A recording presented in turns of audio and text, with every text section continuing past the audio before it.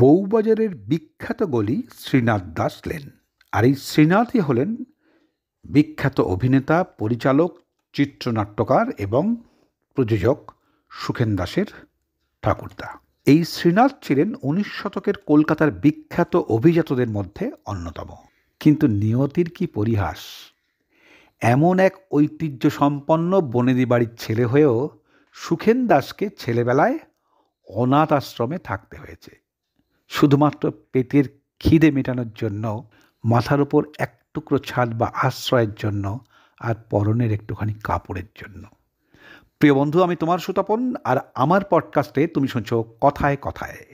আজ শুধুমাত্র তোমাকেই শোনাবো যার বাবার কলকাতার বুকে 9টা বাড়ি ছিল, কিন্তু কি কারণে সেই ছেলেটাকে, যার মাথার ওপর থেকে, পায়ের তলার থেকে সব সরে গেল, শুধুমাত্র বেঁচে থাকার তাগিদে দিনের পর দিন, বছরের পর বছর একেবারে কুকুরের মতো ফুটপাতে ঘুরতে হয়েছে, শুধুমাত্র বেঁচে থাকার জন্য, পেটের ভাত, পরনের কাপড় আর এক টুকরো আশ্রয়ের জন্য।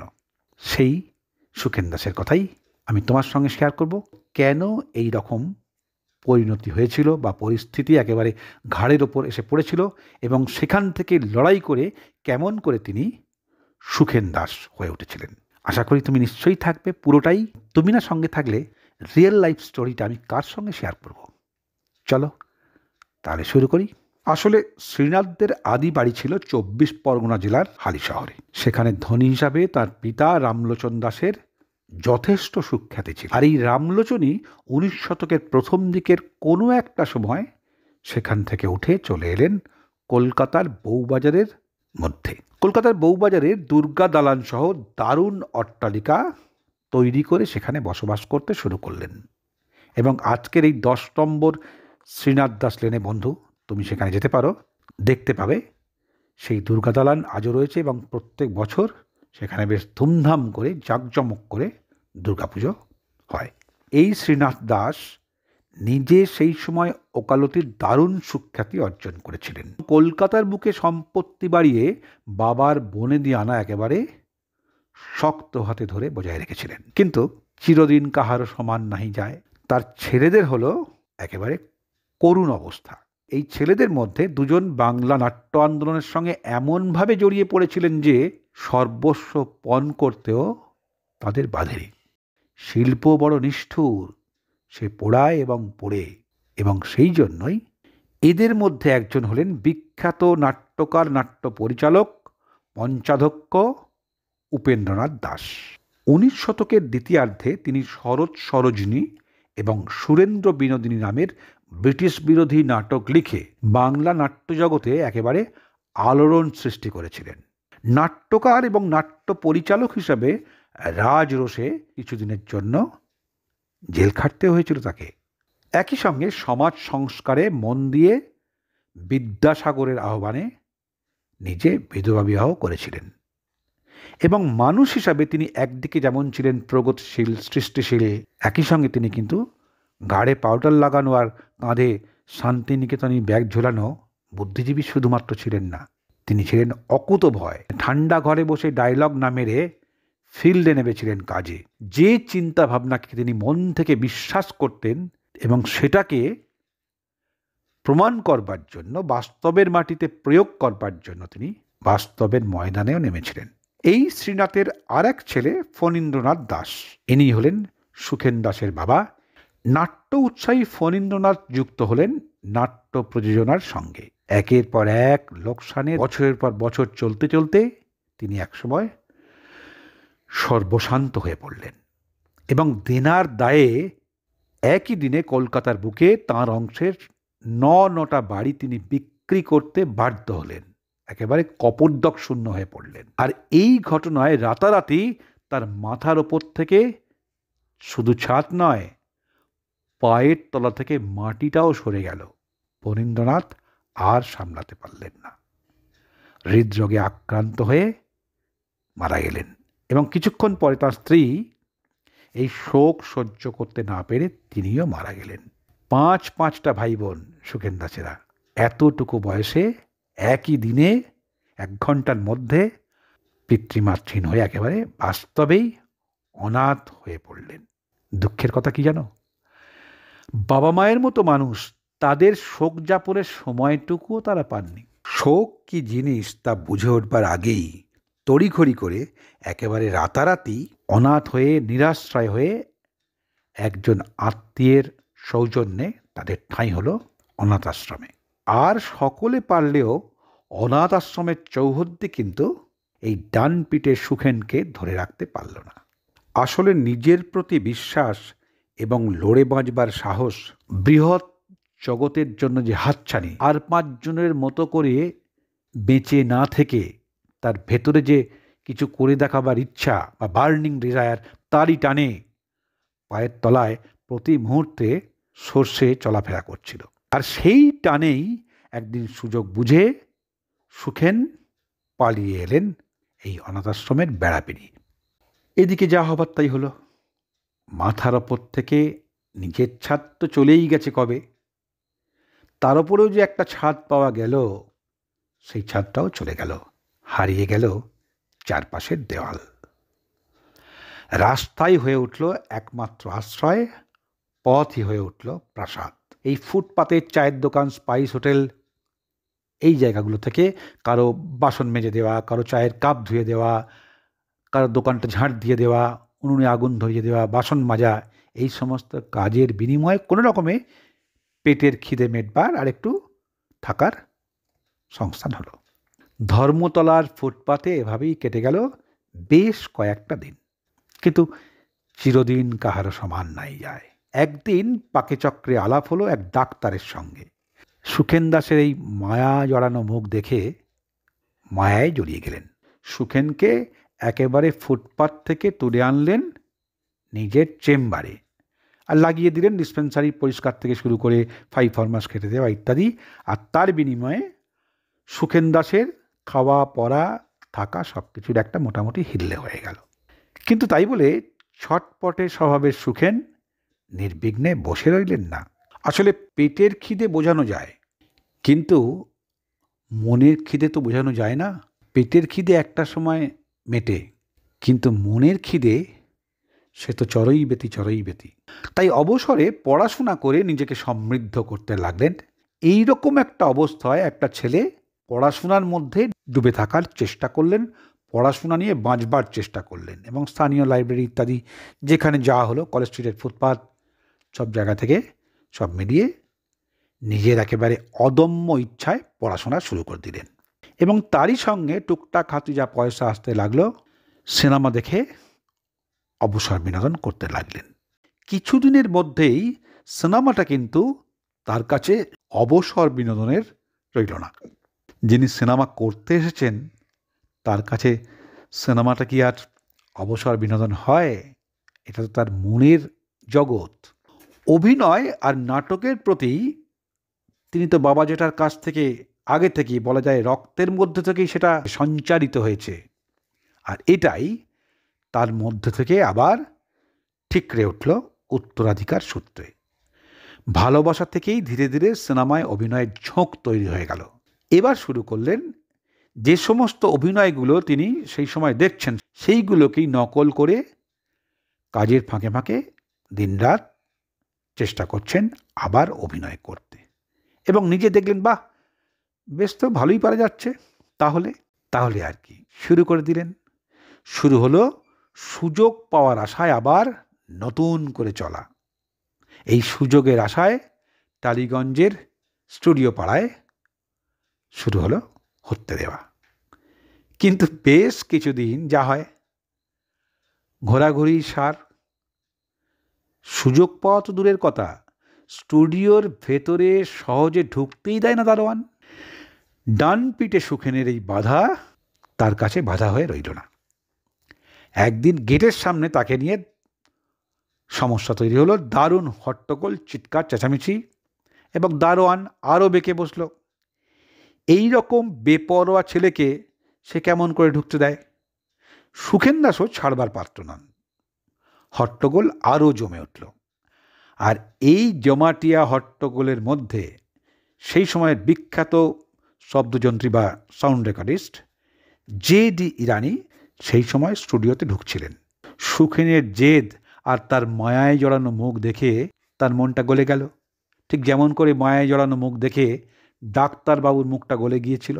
নিজের দায়িত্বে তিনি তাকে সসম্মানে এবং ভালোবাসায় বেঁধে স্টুডিওর মধ্যে আদর করে ঢুকিয়ে নিলেন।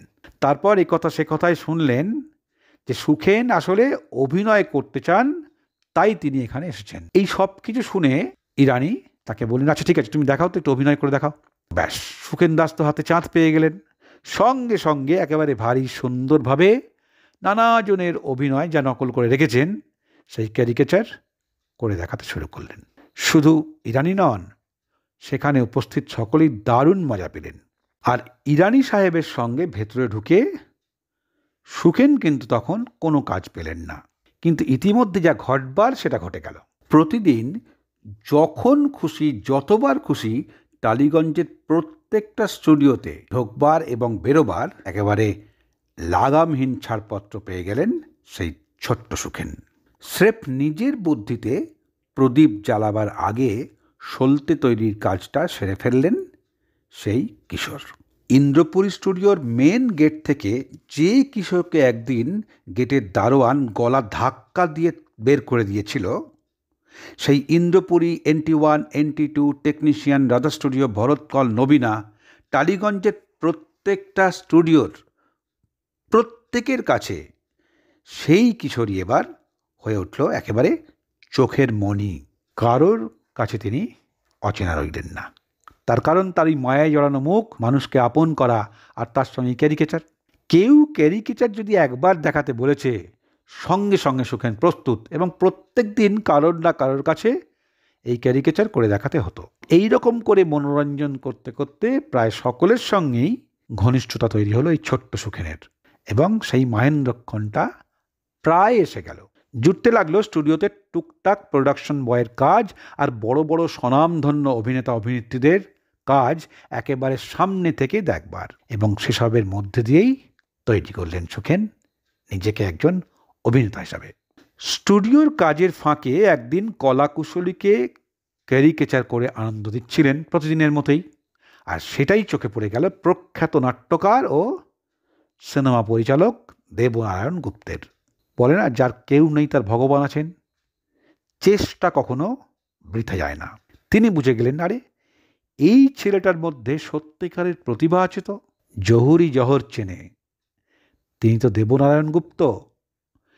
সেই দেবনারায়ণ গুপ্ত দূরদর্শী অভিজ্ঞ চোখ দিয়ে এও বুঝলেন যে এই প্রতিভার আলো যদি সঠিকভাবে সুযোগ এবং শিক্ষা পায়, তাহলে একদিন এই হিরে থেকে অবশ্যই আলো ঠিকরে পড়বে। এই সব ঘটনাগুলো যখন ঘটছে তখন হলো 1949 সাল, আর সেই সময় স্বয়ং দেবনারায়ণ গুপ্ত তখন দাসীপুত্র নামে একটা ছবি তৈরি করছেন। সুখনের বয়স তখন কত জানো? মাত্র 11 বছর। সদ্য ক্যারিকেচার দেখে সুখেন মুগ্ধ দেবনারায়ণ গুপ্ত তাকে এই ছবিতে একটা ছোট্ট পার্ট দিলেন। ব্যাস, সেই শরৎচন্দ্রের ভাষায় বলি, চক্ষের নিমেষ জল পাক খাইয়া ঘুরিয়া গেল। আর এভাবেই এই ছবির মাস্টার সুখেন হিসাবে বাংলা ছবির দর্শক এবং কলাকুশলীরা পেয়ে গেলেন একজন নতুন অভিনেতার, যার নাম মাস্টার সুখেন দাস। এই বছরই তিনি আরও বেশ কয়েকটা ছবিতে অভিনয় করে ফেললেন, যেমন কবি সাহিত্যিক প্রেমেন্দ্র মিত্র পরিচালিত কুয়াশা ছবিতে। এই ছবিতে সুখেন দাস ছোট্ট নায়ক। তারপর আরও 50 বছরের বেশি সময় ধরে বিভিন্ন চরিত্রে রূপদান করে প্রায় 250 বাংলা ছবিতে অভিনয় করেছেন। 50-এর বেশি ছবিতে নায়কের চরিত্রে এবং 200-রও বেশি ছবিতে তিনি চরিত্র অভিনেতা হিসাবে নিজেকে মেলে ধরেছেন এবং নিজস্বতার স্বাক্ষর কিন্তু বজায় রেখেছেন। শুধু অভিনয় নয়, কাহিনীকার, চিত্রনাট্যকার, গল্পকার, চিত্র পরিচালক, অভিনেতা হিসাবে, এমনকি প্রযোজক হিসাবেও অত্যন্ত সফল হয়েছেন। এই যে 70 পরবর্তী সময়ে পুরো টলিউড ফিল্ম ইন্ডাস্ট্রিতে একটা বিরাট পরিবর্তন তৈরি হয়েছে। বাংলা ছবির কাহিনী ধারাতে 90-এর মাঝামাঝি পর্যন্ত সুখেন দাস এরই মাঝে একটা নতুন ঘরানা তৈরি করে ফেলেছিলেন। এই ঘরানাটার নাম সুখেন দাস, যে ঘরানায় পারিবারিক মূল্যবোধের কাহিনী সপরিবারে পাশাপাশি বসে একসঙ্গে বসে দেখার মতো এবং সেটাকে মেলোড্রামার মোড়কে বাণিজ্যিকভাবে পরিবেশন করেছিলেন, কারণ এটাই ছিল তার শেষ কথা। তার এই পথ বেয়েই কিন্তু চূড়ান্ত সাফল্য অর্জন করেছিল পান্না হিরেচুনি, সিংহদুয়া, সোনা বৌদি, জীবন মরণ, দাদামণি, স্বর্ণকমল, প্রতিশোধ, একের পর এক ছবিগুলো। আসলে সুখেন দাসের এই যে বছরের পর বছর, বলে না যার মা নেই তার কেউ নেই, শুধু মা, মা বাবা, ওরকম একটা বনেদি পরিবার, সমস্ত কিছু এক মুহূর্তে একেবারে সমুদ্রের ঢেউয়ের মতো উড়িয়ে নিয়ে চলে গেল। সেই যে কষ্টের জীবন শুরু হলো, সেই কষ্টের জীবনকে তুচ্ছ করে কাজের মধ্য দিয়ে সম্পূর্ণরূপে নিজের প্রচেষ্টায় নিজেকে প্রতিষ্ঠিত করতে পেরেছিলেন, মেরে ধরতে পেরেছিলেন, মনের খিদেকে মিটিয়েছিলেন। শূন্য থেকে যেখানে সংগ্রাম শুরু হলো প্রতিষ্ঠার মধ্য দিয়ে এগিয়ে চলা, সেই প্রেরণার আসলে একটা লড়াইয়ের নাম, বার্নিং ডিজায়ারের নাম, স্ট্রাগল ফর এক্সিস্টেন্সের নাম সুখেন দাস। সংগ্রামের দিনগুলো তিনি কখনোই ভুলতে পারেননি এবং সেই জন্যই শুটিংয়ের একটা নির্দিষ্ট সময় যখন লাঞ্চ আসে, সেই সময় ইউনিটের লাঞ্চে তিনি তখন প্রডিউসার, ডিরেক্টর প্রত্যেকের খাওয়া দাওয়ার খোঁজ নিচ্ছেন। এটা তো আজকের দিনে ভাবাই যায় না। এবং নিজে সকলের শেষে খেতে বসতেন। এটা তিনি নিজের জীবনের শেষ ছবি পর্যন্ত করে গেছেন। ৮-এর দশকের শেষের দিকে, মানে যখন উত্তম কুমারের মৃত্যু হলো, তার আগে থেকেই বাংলা সিনেমার একটা পরিবর্তনের গতিমুখ তৈরি হচ্ছিল এবং এই যুগসন্ধিতে একটা টালমাটাল পরিস্থিতি তৈরি হলো। সেই দুঃসময়ে বাংলা সিনেমা তার কাজের জায়গাটা একেবারে হারিয়ে ফেলল। দিনের পর দিন কাগজে লেখা হলো টালিগঞ্জের দুরবস্থার কথা। বহু মানুষ, টেকনিশিয়ান, কাজ নেই বলে তারা আত্মহত্যা করল। ভয়ঙ্কর খারাপ একটা অবস্থা। এবং এই অবস্থাটা থেকে একেবারে টেনে তুলে ধরে সবার আগে টালিগঞ্জের টেকনিশিয়ানদের কাজের জায়গাটাকে সুরক্ষিত করবার দায়িত্ব নিজেদের কাঁধে তুলে নিয়েছিলেন দুটো মানুষ প্রধানভাবে, একজন অঞ্জন চৌধুরী আর দ্বিতীয়জন সুখেন দাস। পুরো টালিগঞ্জের মুখে অন্ন জুগিয়েছিলেন, টালিগঞ্জকে শাসন করেছিলেন ভালোবাসা দিয়ে, কৃতিত্ব দিয়ে। এইটা করতে গিয়ে বাংলা সিনেমার স্বর্ণযুগের শরিক হয়েও তিনি কিন্তু বাণিজ্যিক সিনেমার যে গতানুগতিক ধারা, সেটা কিন্তু তিনি করেননি। পরিবর্তিত পরিস্থিতিকে নিজেকে টিকিয়ে রাখতে সবার আগে বুঝেছিলেন যে সিনেমা কর্মীদের টিকিয়ে রাখতে পারলে তবেই সিনেমা ইন্ডাস্ট্রি চলবে। ঘাড়ে পাউডার লাগিয়ে আমার ছবিকে দেখলো না দেখলো আমি বুদ্ধিজীবী হলাম আর প্রডিউসারের পয়সা জলে চলে গেল, এই ভাবনা তার ছিল না।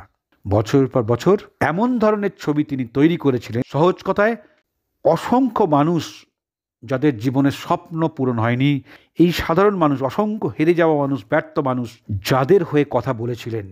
তাই তার চিত্রনাট্য, স্ক্রিপ্ট, ডায়লগ সমস্ত কিছু সাধারণ মানুষের বোঝার উপযুক্ত, ভালোবাসার উপযুক্ত।